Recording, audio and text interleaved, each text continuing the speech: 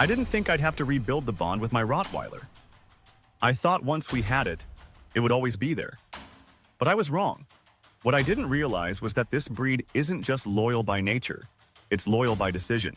And once it decides not to trust you, getting that trust back isn't easy. In fact, it's one of the hardest things I've ever had to do. It didn't happen overnight. It started with small changes, subtle things. He stopped looking me in the eye. He no longer followed me from room to room. He started hesitating when I called him. Not disobedient, but distant, disengaged. He was still there physically, but emotionally, he had pulled back. I didn't lose my dog. I lost our connection. And the worst part? I didn't see it coming. I thought I was doing everything right. I was feeding him, walking him, keeping him safe. But what I wasn't doing was listening. I wasn't reading the energy. I wasn't showing up with calm leadership. I was stressed, short-tempered, inconsistent. And the Rottweiler sees all of that, feels all of that. And one day, mine decided, "You're not the same person I trusted." That's when I knew I had to rebuild everything. From the ground up.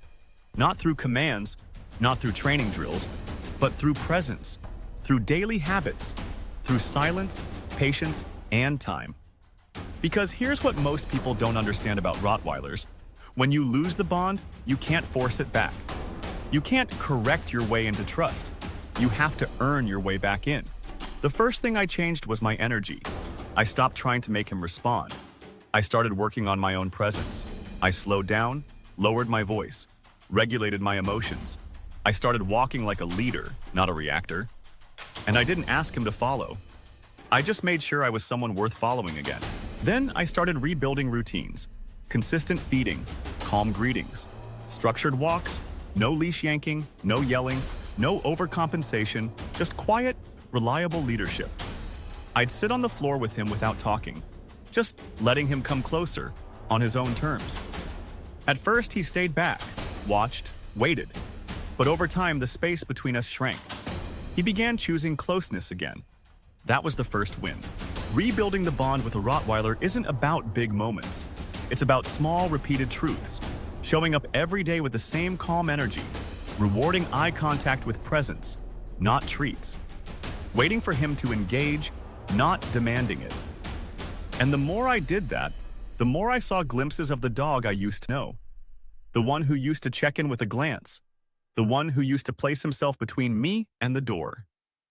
He wasn't gone. He was just protecting himself from me. That realization was painful. Because Rottweilers don't pull back because they're angry. They pull back because they're disappointed. Because something about your leadership, your consistency, broke down. And the only way to rebuild it is to prove you've changed. Slowly, steadily. Without asking for forgiveness, just being different. Some days I doubted myself. Wondered if the bond was gone forever. But then I noticed little things. He started walking in sync with me again. Not because I trained him to heel, but because our rhythm was syncing again.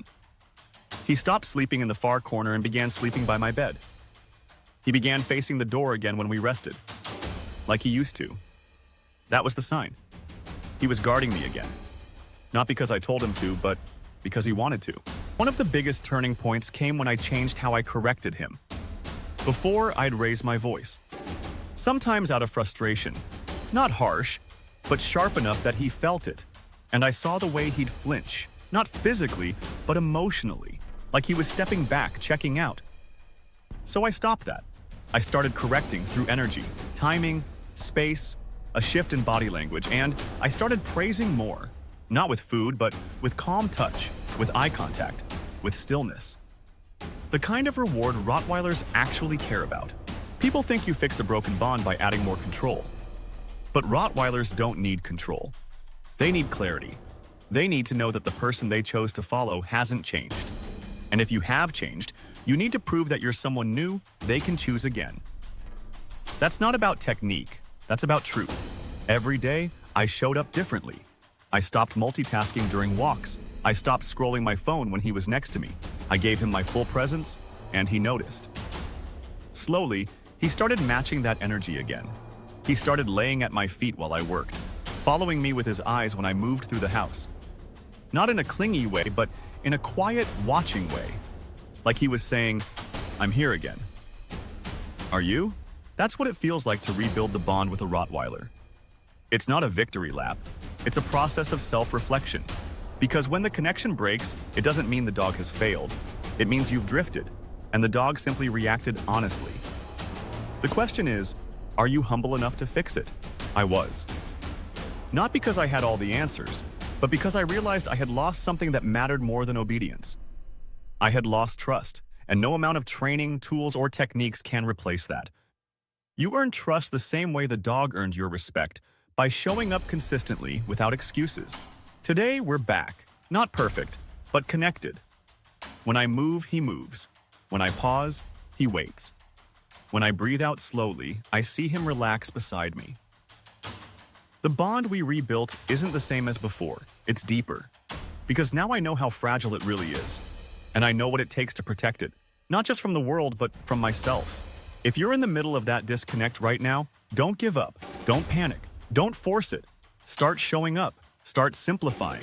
Strip away the noise, the commands, the tools.